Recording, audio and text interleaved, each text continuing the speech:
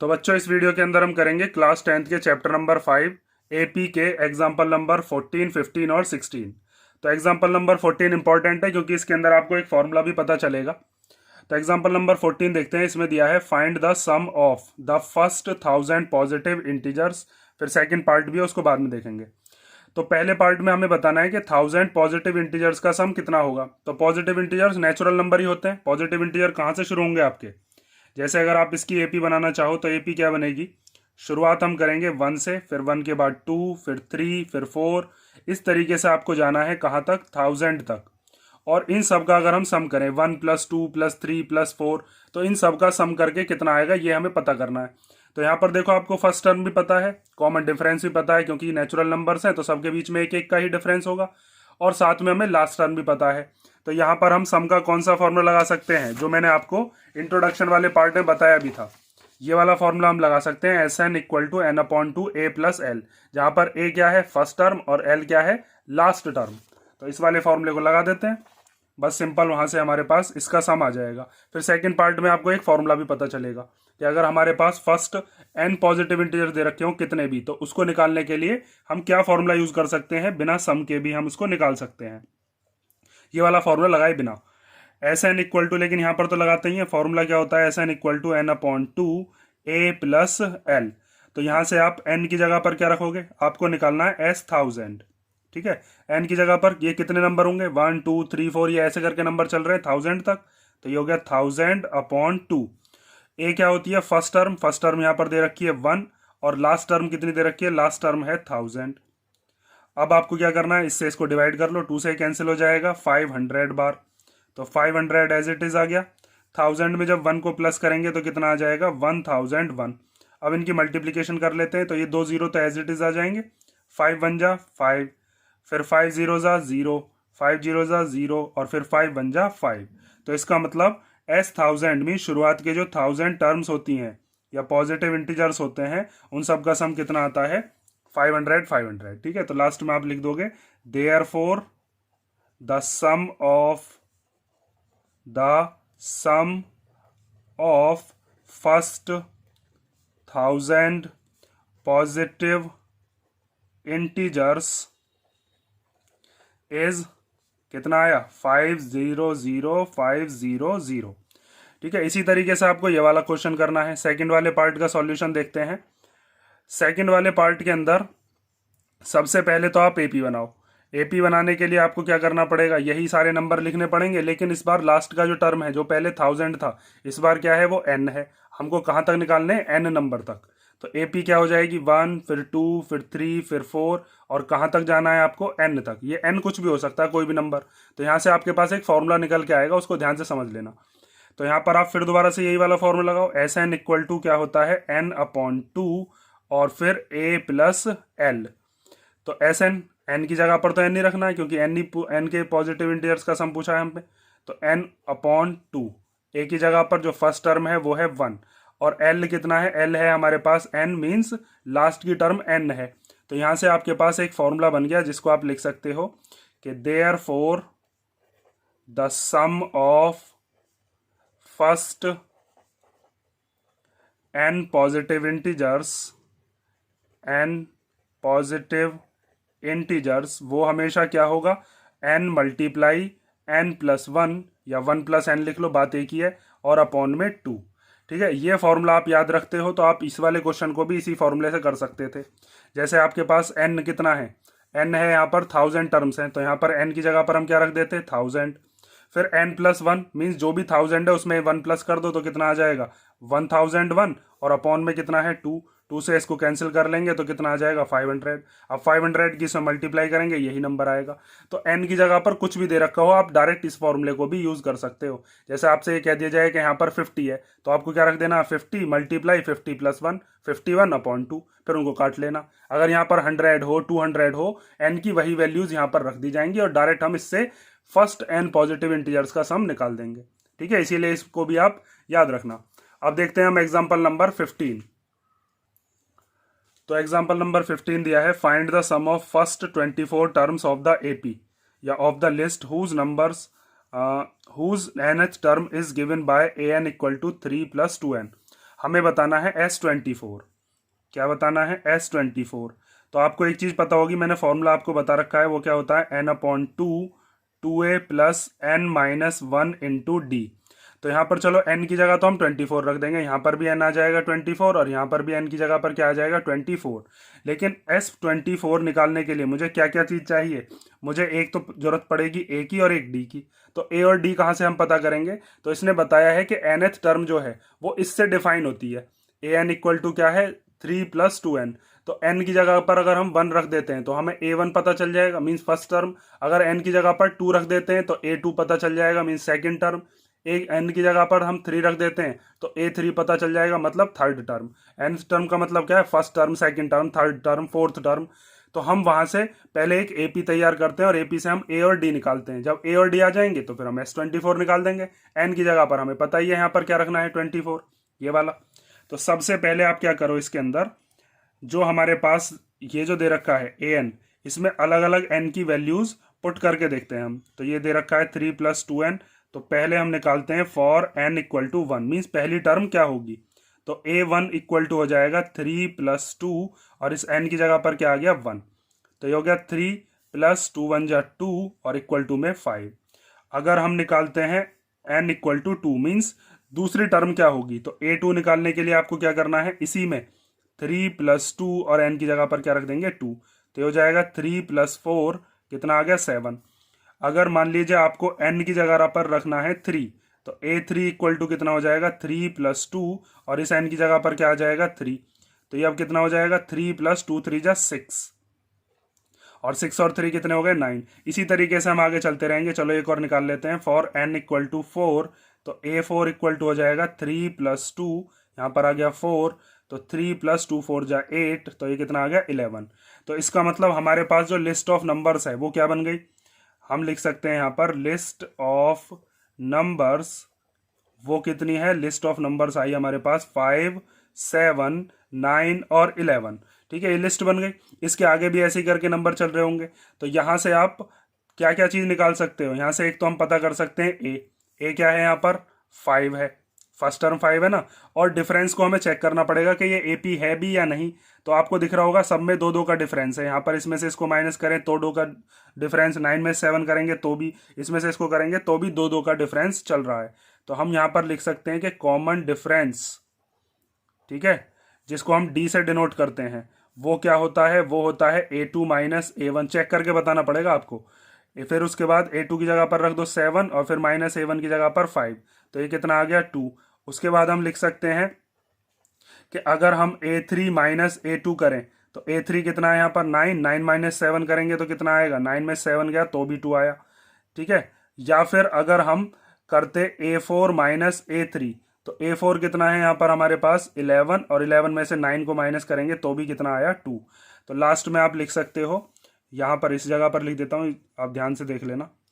यहाँ पर लिख देता हूँ so it forms an AP. ये जो हमारे पास लिस्ट ऑफ नंबर्स दे रखी थी ये एपी बना रही है। तो हमारे पास अब ए भी है और डी भी है, बस इसमें रख दो। एन की जगह पर क्या रख देंगे? 24 अपॉन में 2, फिर 2 इंटू ए की जगह पर क्या रखेंगे? 5 प्लस n-1, एन की जगह पर क्या रख दोगे? 24, फिर -1 और डी की जगह पर कॉमन डिफरेंस कितना आया हमारा? वो आया है 2।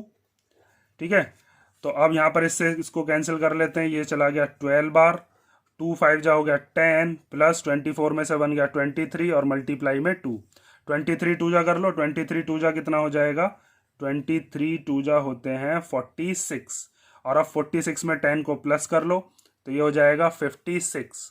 12 की मल्टीप्लाई कर लेते हैं तो 12 6 जा 72 होते हैं, 72 का 2 कैरी 7, 12 5 जा 60 और 60 और 7 कितना हो गया? 67।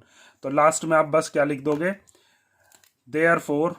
ठीक है, ये इधर का कर लेना। यहाँ पर हम लिख सकते हैं therefore the sum of first 24 terms is 672। ठीक है, ये हो गया आपका एग्जाम्पल नंबर 15। अब हम देखते हैं एग्जाम्पल नंबर 16। तो एग्जाम्पल नंबर 16 दिया है, a manufacturer of TV sets produce 600 sets in the third year. Means इसके अंदर हमें ये बताया कि कोई टीवी बनाने वाला है और वो टीवी के कितने सेट बना देता है, 600। कौन से साल में, तीसरे साल में। And 700 sets in the 7th year, और 7वें साल में कितने सेट बनाता है, 700, मतलब 700 टीवी बना देता है। Assuming that the production increases uniformly by a fixed number, हम ये चीज एज्यूम करके चल रहे हैं कि वो जो नंबर ऑफ टीवीज वो इंक्रीज करता जा रहा है, प्रोड्यूस करना, मतलब जितने भी वो टीवी बढ़ाता है वो फिक्स्ड नंबर से बढ़ रहे होंगे हर एक साल। मींस एपी बन रही होगी, मतलब क्या है, जैसे अगर मान लीजिए इसमें आप देख रहे हो फिक्स्ड नंबर से बढ़ रहे हैं, ये यूनिफॉर्म नंबर वो क्या है यहाँ पर 2 का है, तो ऐसी कोई फिक्स्ड नंबर है जिससे कि टीवी सेट्स की जो प्रोडक्शन है उसको बढ़ाता जा रहा है। तो हमें बताना है कि बताइए पहले साल में उसने कितने टीवी प्रोडक्शन में डाले होंगे या फिर कितने टीवी बनाए होंगे। The production in the 10th year, और 10वें साल में कितने टीवी बनाए होंगे। The total production in first 7 years, और शुरुआत के जो 7 साल हैं उन 7 सालों में मिलाकर टोटल कितने टीवी बनाए होंगे ये भी हमें पता करना है। तो इस वाले में तो हमें पता करना है A1, मीन्स पहले वाली जो साल है उसके अंदर कितने टीवी उसने प्रोडक्शन किया। और यहाँ पर हमें पता करना है A10, मीन्स 10वें साल में जाकर उसने कितने टीवियों का प्रोडक्शन किया। और यहाँ पर हमें पता करना है S7, मीन्स पहले साल में, दूसरे साल में, तीसरे, चौथे, पांचवें, छठे, सातवें, 7 साल मिलाकर उसने कितने टीवी का प्रोडक्शन किया, ये हमें फाइंड आउट करना है। तो उसके लिए हमें क्या क्या चीज़ दे रखी है, हमें दे रखा है कि 600 सेट्स बनाए थे उसने 3rd ईयर में, और 7th ईयर में कितने बनाए थे, 700। तो इन दोनों से ही हम इक्वेशन बनाएंगे और वहां से ए की, A10 की और S7 की वैल्यूज को निकालने की कोशिश करेंगे। तो सबसे पहले हमें दे रखा है 3rd ईयर वाला, तो 3rd ईयर का मतलब क्या है, A3 हमें दे रखा है कितना, 600। और A3 को हम क्या लिख सकते हैं, A3 को हम लिख सकते हैं A plus 2D equal to 600। ये चीज आपको पता है ना, मैंने कई बार बता दी है। हमारे पास फॉर्मूला होता है AN equal to A plus N minus 1 into D. तो N की जगह पर क्या है यहाँ पर 3, तो यहाँ पर A3 equal to A plus 3 minus 1 into D. तो A3 इक्वल टू कितना हो जाएगा, A प्लस 3 में से 1 गया तो 2D, इसलिए इसको डायरेक्ट लिख दिया गया। ठीक है, A प्लस 2D है हमारे पास, मान लेता हूं मैं इसे, ये हो गई हमारे पास इक्वेशन नंबर फर्स्ट। ठीक है, अब आगे देखते हैं। 7th ईयर का दे रखा है, मीन्स A7 दे रखा है, वो कितना है, वो है 700। तो यहां पर आप लिख दो 700। A7 को क्या लिख सकते हैं, A plus 6D equal to 700। भाई यहाँ पर अगर n की जगह पर 7 रखते हो तो 7 माइनस 1 कितना आ जाएगा, 6। जो भी नंबर यहाँ पर होता है उसमें से एक कम हो जाता है, डी के आगे वाला जो नंबर होता है, इसको मान लेते हैं इक्वेशन नंबर सेकंड। और दोनों इक्वेशंस के अंदर अब लगा देते हैं एलिमिनेशन मेथड, या फिर इस वाली इक्वेशन में से इसको सब्ट्रैक्ट कर दो, इसमें से इसको सब्ट्रैक्ट कर दो, मर्जी आपकी। तो मैं लगा रहा हूं यहाँ पर एलिमिनेशन मेथड। तो बाय एलिमिनेशन मेथड हम फर्स्ट इक्वेशन और सेकंड इक्वेशन को रख लेते हैं ऊपर नीचे। ये वाली सेकंड इक्वेशन बड़ी है, इसको मैं रख लेता हूं ऊपर A plus 6D equal to 700, और इसको रख लेता हूं नीचे A plus 2D equal to 600। ये 700 था। अब यहाँ पर इसके नीचे वाली जो इक्वेशन है इसके कर दो साइन चेंज, ये A प्लस का है तो माइनस का हो जाएगा, 2D भी माइनस का, 600 के आगे भी साइन कैसा हो जाएगा, माइनस का। A से ये कैंसिल हो गया, 6D में से जब 2D को माइनस करेंगे तो कितना आएगा, 4D, और 700 में 600 को माइनस करेंगे तो 100। अब ये 4 चला जाएगा इसके डिवाइड में, तो 100 के अपॉन में आ गया 4, और 4 2 जा 8, और 4 5 जा 20। तो D इक्वल टू कितना आ गया, 25। इसका मतलब ये है कि वो हर साल कितने टीवी सेट्स का प्रोडक्शन बढ़ा देता है, 25। ये जो इसने फिक्स नंबर बताया था ना कि हर ईयर जो है वो प्रोडक्शन को इंक्रीज करता है, तो हर साल 25-25 जो टीवी हैं उनको बढ़ा देता है। तो अब यहां से ये जो डी की वैल्यू आई है इसे फर्स्ट में रख दो या सेकंड में, वहां से ए की वैल्यू आ जाएगी। तो अब हम कर रहे हैं, ये हम फर्स्ट वाला पार्ट कर रहे हैं। ठीक है, now put the value of D in equation number, मान लीजिए मैंने फर्स्ट में कर दिया। फर्स्ट इक्वेशन क्या थी हमारे पास, A plus 2D equal to 600। A as it is लिख देंगे, 2 ऐसे आ जाएगा, डी की जगह पर कितना आ गया 25, और इक्वल टू में 600। अब 2 की जब 25 में करोगे तो कितना आएगा 50 इक्वल टू 600। इसको इधर भेज दो तो ए इक्वल टू हो जाएगा 600 माइनस 50। 50 प्लस का था, इधर आकर माइनस का हो गया, तो ए इक्वल टू कितना आ गया हमारे पास 550। और ए जो होता है उसी को ही हम A1 भी तो कहते हैं, तो इसका मतलब production in the first year is 550 sets. तो यहां पर आप लिख सकते हो therefore the production in first year is 550 sets. ठीक है, ये हो गया फर्स्ट वाला पार्ट। अब सेकंड देखते हैं। सेकंड वाले पार्ट में इसने कहा है कि the production in the 10th year, बताइए 10वें साल में जाकर कितनी प्रोडक्शन हो जाएगी। तो सेकंड वाले पार्ट पर ध्यान दो। अब सेकंड पार्ट में हम निकाल रहे हैं यहाँ पर A10। ठीक है, A10 को हम क्या कह सकते हैं, A+9D। भाई यहाँ पर n की जगह पर तुम अगर 10 रखते हो तो 10 - 1 कितना हो जाएगा, 9। तो वही चीज तो करी है बस यहाँ पर।